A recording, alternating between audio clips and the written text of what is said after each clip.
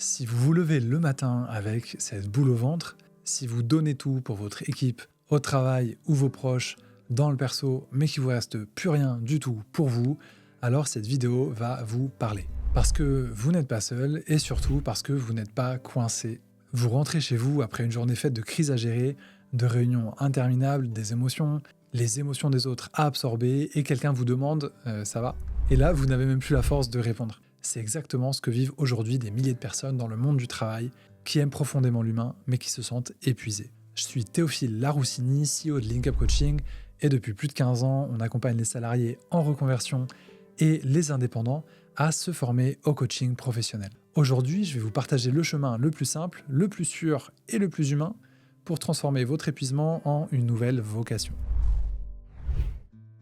Il est 8h12, vous franchissez la porte du bureau, mais votre journée a déjà commencé. Un collègue vous dit « t'as 5 minutes, c'est hyper important », vous recevez un mail « objectif revu à la hausse, les amis », et dans 12 minutes, un recadrage bienveillant alors que vous n'avez même pas eu le temps de vous poser et de prendre un café, merci le manager. À partir de là, vous ne faites pas seulement votre job, vous devenez pompier, vous devenez médiateur, psychologue, improvisé, bref, il y a de quoi fatiguer à tous les coups. Mais ce qui vous use aujourd'hui, c'est peut-être pas votre métier en lui-même, c'est plutôt de travailler sous pression en fait, dans l'urgence, avec des injonctions complètement impossibles et ou contradictoires. Être bienveillant, mais atteindre l'inatteignable. Être disponible, mais absorber toujours plus. Soutenir tout le monde sans jamais flancher. Résultat, vous donnez énormément, mais vous recevez très peu, voire rien du tout, et vous connaissez sûrement ce moment, vous rentrez chez vous, on vous demande ça va, et vous hésitez. Pas parce que ça va pas, mais parce que vous avez même plus l'énergie d'expliquer ce que vous portez en fait. C'est pas une fatigue physique, c'est une fatigue relationnelle.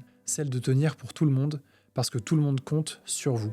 Un peu à la manière de Jim Halpert dans The Office, celui qui calme les tensions, qui rassure, qui absorbe, celui vers qui tout le monde se tourne, mais à qui personne ne demande vraiment comment lui il tient. Vous tenez tout pour tout le monde, mais personne ne tient l'espace pour vous. Et c'est là que le paradoxe devient hyper douloureux.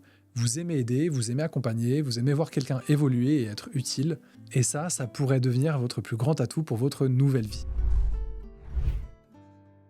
La plupart des managers, des RH, des responsables d'équipe ne s'épuisent pas parce qu'ils n'aiment plus leur travail, ils s'épuisent parce qu'ils aiment l'humain. Mais parce qu'ils n'ont plus la place, le temps, ni le cadre pour l'accompagner vraiment.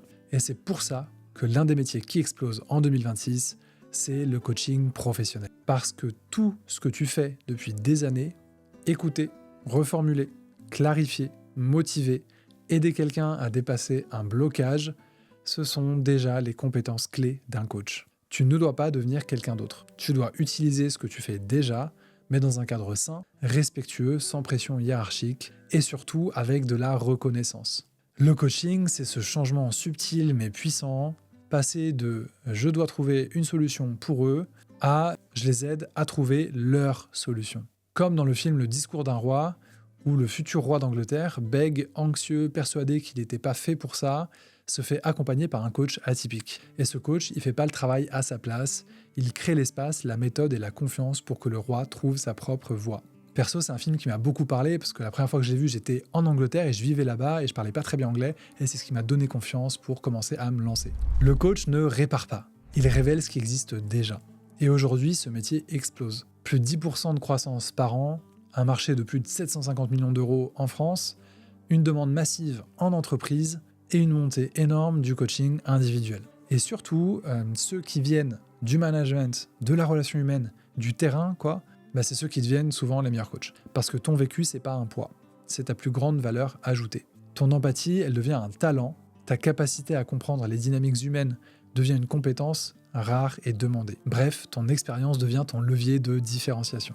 Et ça, on peut pas rêver mieux quand on veut se réorienter. Mais écoute bien, aimer l'humain, ça suffit pas. Pour devenir coach, il faut aussi un cadre, une méthode, une posture solide et surtout une transition sécurisée et structurée.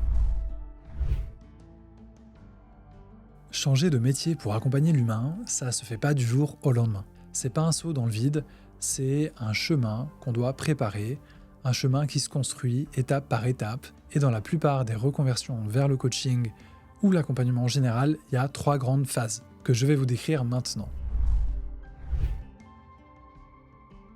La première étape consiste généralement à se former, évidemment. Pas pour tout apprendre depuis zéro, mais pour structurer ce que vous faites déjà de manière intuitive, et une formation certifiante et reconnue vous permet d'acquérir une vraie méthode, un cadre clair, des outils d'accompagnement et les bases déontologiques du métier qui sont essentielles. C'est souvent à ce moment-là que beaucoup comprennent pourquoi leur ancien rôle était si fatigant.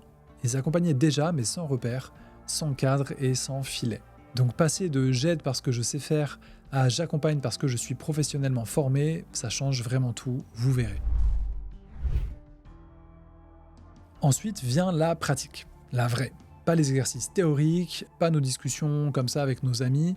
On accompagne là de vraies personnes sur de vraies problématiques, avec une vraie attente envers nous, parce qu'on est un professionnel, et surtout on a un superviseur qui va nous sécuriser, nous rassurer, nous guider en cas de problème. C'est là que les premières vraies transformations elles apparaissent, un silence qui devient une prise de conscience, une phrase qui débloque quelque chose, une personne qui va nous dire j'avais jamais vraiment vu les choses comme ça.